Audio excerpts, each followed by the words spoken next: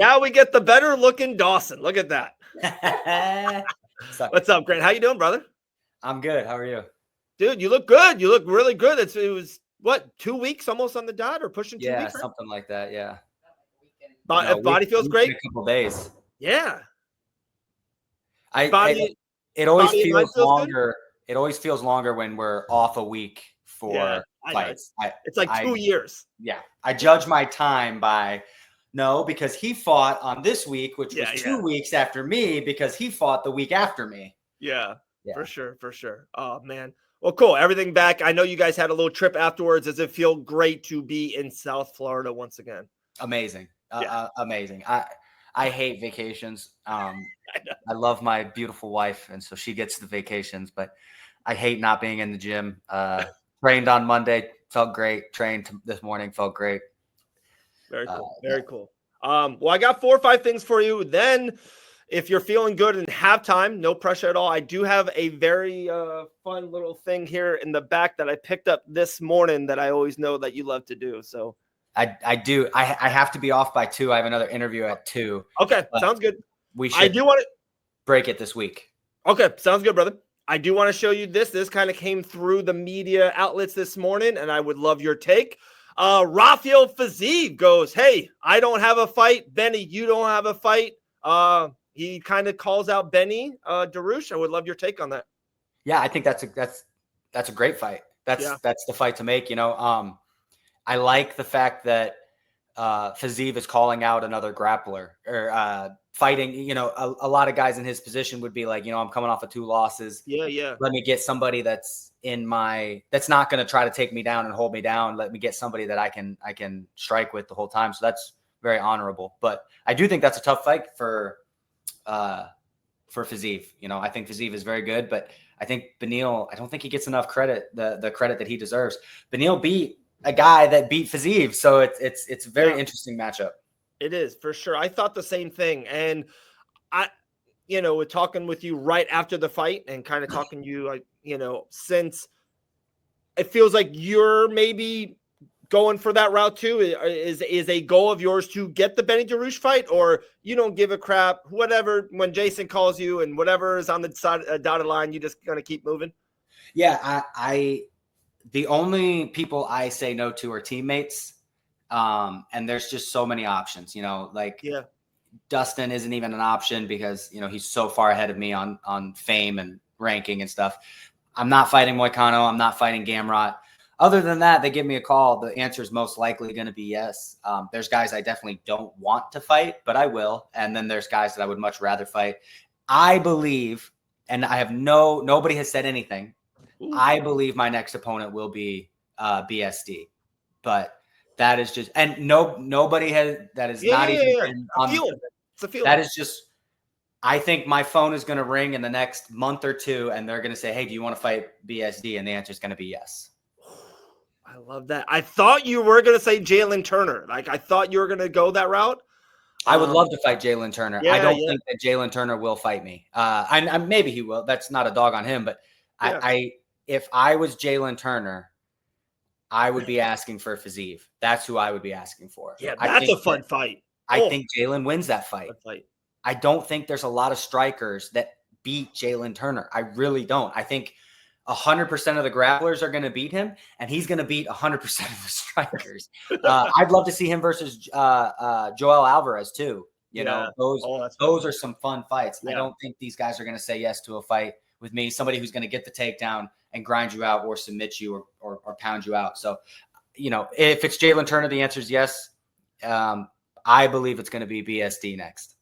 I'm just throwing it out there. There had been the last 2 times that Benoit Saint Dennis lost to an American top team guy. Their very next fight was for the world championship. Just throwing it out there. That is true. That is true. Let's keep that going. Let's keep that going. Islam says he wants to do something in October. Gaethje wins, and then all of a sudden it's going to be Gaethje. They got the poster up, and then 2 weeks out, Gaethje's foot hurts. Can't do it. And they're like, "Hey, wait, Benoit Saint Dennis, Grant, I don't know. You never know." Yeah. Hopefully I'll be ranked like number 10 or 9 or something like that. So it'll make sense. We've seen it. We see, Moicano's done it. Steve Ersic, Roundtree. I really thought that I was going to step up and fight Dariush after Moicano took the fight. I told my coaches, I was like, hey, I'm not going to say anything. But if the UFC comes to me and asks me to fight Dariush on the pay-per-view, I'm going to say yes. And they were like, well, let's make sure that we get money out of it. And I was like, look, all that's great. But if the UFC asks me to do it, I'm going to say yes. I want to be on the pay-per-view. I want to get up in that rankings. Now, the nice thing is the better game plan is beat the guy you were training for and then hopefully get the guy that could get that opportunity. I was going to ask you that because it's with you saying that kind of, I'm not saying you skip a step, but if that happened and you smash Benny, just say you had a second round team KO, to me, that's a giant leap. You got into the rankings, but if you beat Benny and stopped him in the pay-per-view, what are you, 7? It seems like you would have skipped a step. And is that where your mindset was? Or were you just super hungry and you would have fought anyone? No, it was more so like, 1, we would have been on the pay-per-view. 2, like, I can't explain it to you. Like, I felt good. I really feel like not a lot of people were beating me Saturday night. So I got, and look, Diego's a super tough guy. Nobody has beaten Diego like I beat him. He went to a split decision with Beneil Dariush. Nobody has beaten him the way that I've beaten him.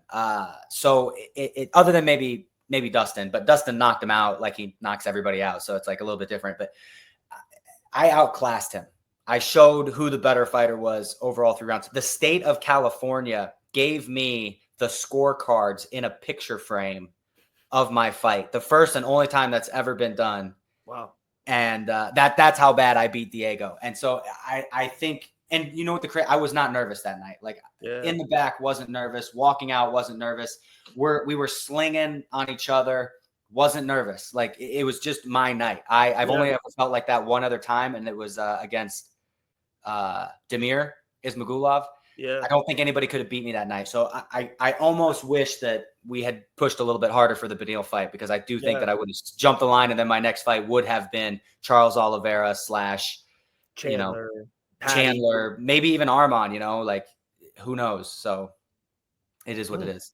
Well, his back is hurting right now, Grant. So let's not say his name too loud. I'm just messing. Grant, if a short notice 170 ranked fighter needs a fight, would or could you take that type of fight or just 155? It would be opponent dependent. I definitely think there's 170ers that I beat. But if it doesn't make sense, what's a fun one that comes to your head right away? Like a fun ranked opponent. They're like, and at 170? Yeah, main event. Who's the guy that knocked out Bilal Muhammad and then rematched Vicente Luque? Oh, I like that. That's fight. Fun. That's fun. I to be honest with you, I fight Colby Covington. Oh. All right. That's a fight poster I would like. That's a good one. I'm dead serious. I would fight. That's angel versus demon there. We're the same guy. He's just not very good at what we do. I was just going to say that I hope you take this in the best compliment ever, because for one, how I feel about you. I see a lot of Colby Covington 6 years ago in kind of you right now. Right. Like, dude, your pace, cardio, right? Wrestling. There's 95% that just can't deal with that, can't deal with you. It's just straight up. There's just 95% of the guys, hot knife butter, and that's what Colby was 6 years ago, and that's what you're doing right now. Yeah, it's funny you bring that up. My coaches around that time, 4 or 5 years ago, were saying, like, you need to study Colby. Like, you're very similar to him. Like watch this guy. Like the cardio, the pressure, the wrestling.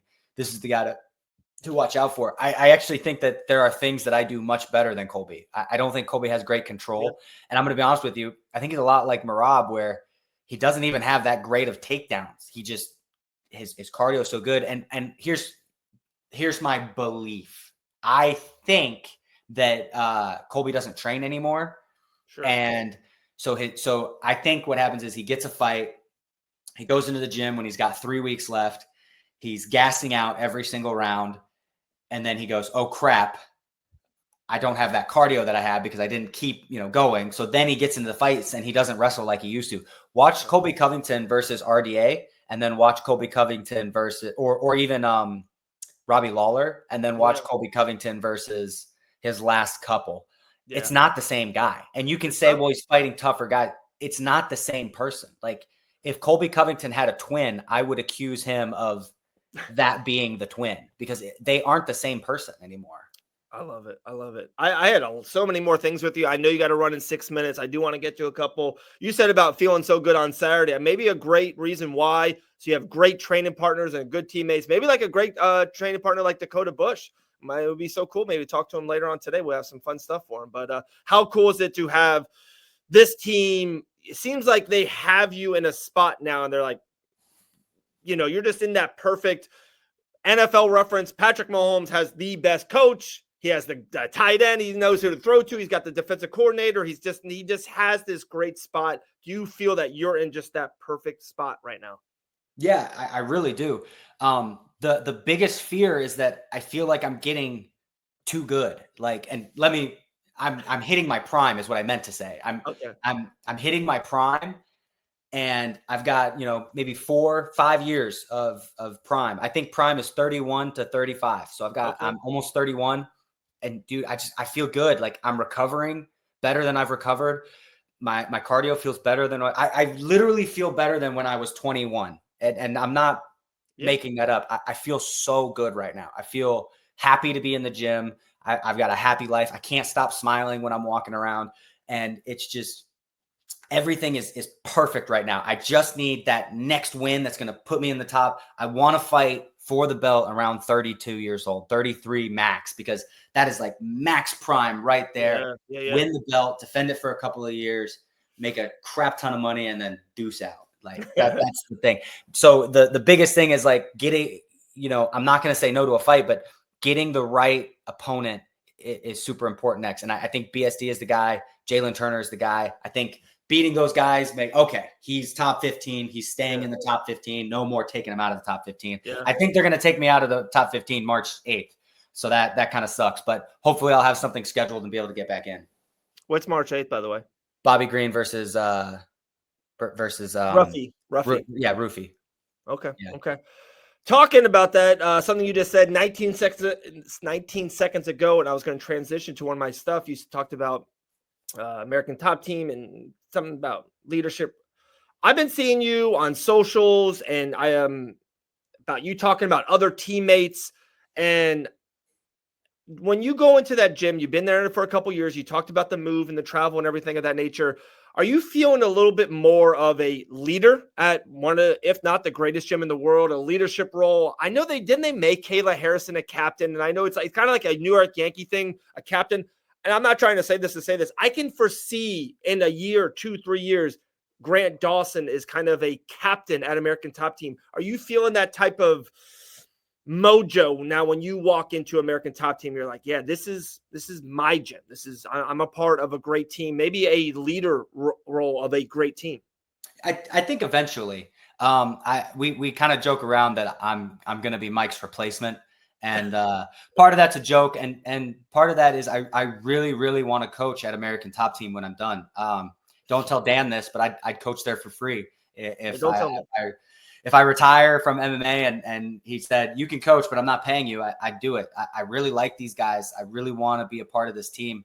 And then, there's guys that I help out. I wouldn't say that I'm leading them, but whatever they need, I got them. My boy Francis Marshall is fighting in 5 weeks. My boy Dakota Bush is fighting in 8 weeks. I'm gonna help these guys as much. I came into sparring this morning just to help out Francis. Like, I'm here to help these guys because they help me. If you don't help me, I'm not really interested in helping you. But if you're gonna help me, dude, you got a friend. Yeah, I love it. You kind of mentioned the first part of this. You just won January UFC 312. Got a great win. They framed the domination win against Diego Ferreira. What is a absolute perfect fight 2025 for Grant Dawson? Can you calendar it up for us? And you're like, Dave, this is this, and then this perfect 2025. I'll tell you right now. This is not going to happen But this, if I could control the universe, this is what would happen. I would get a call from my manager tomorrow that says they want to do you versus Michael Chandler in Miami in April. I say yes. I take Michael Chandler down. I beat the crap out of him for a round. He comes in hard, and I put a flying knee right to his face, put him down, TKO him, and then it's me versus Charles at the end of the year. I beat Charles, then it's me versus whoever wins between Islam and Arman. Oh, Arman. I'm assuming that Arman is going to fight. I think they're full of crap. I think that Arman is going to fight Islam next. Really? Yes. I don't think they're going to make him fight somebody else. Okay. I think they were just mad at him. And sure. We all have done that, right? We've all done that. A friend, a family member, in the heat of the moment, it's like, hey, I'm never doing this again. I'm never coming to this family barbecue again. But when July 4th comes around, you go back to the family barbecue because that's what. Well, if you've got 15 different barbecues to go to, it might take a couple of 4th of Julys to get back to your family barbecue. But what other barbecue is there? I would say Gamrot, but he lost to Dan Hooker, which was total BS, by the way. But that's not here or there. Grant, I will rebuttal on that. I do think the UFC will have big eyes on the winner of Gaethje and Hooker. I think that makes a lot of sense. I think that makes no sense. It's really already beat Dan Hooker in like 45 seconds, by the way. Yeah. And Justin Gaethje has lost to every good grappler he's fought. You're going to give him a shot who just lost to Max Holloway badly, by the way. It wasn't close. Lost to Max Holloway. Yeah, that's true. Gets blown out of the water. Let's say he beats Dan Hooker. He lost to Charles Oliveira. It's just so obvious that he's not going to win the belt. Like, there's a reason. There is a reason. I'm a fighter. Okay. I understand these things. When I see people say these things, I understand what's actually going on. There's a reason Islam Makhachev said, yeah, I'll take Justin Gaethje, who's lost to 5 guys that I've already beat. Yeah, of course you want that guy. It's an easy fight. You're going to take him down. You're going to choke him out. Probably armbar him just like your boy Khabib did.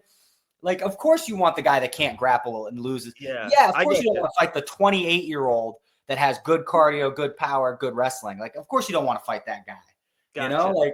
I gotcha. So, in your eyes, you're thinking it's Arman or Charles next for Islam, because it does seem like he does want to come at the late summer, that summer spot.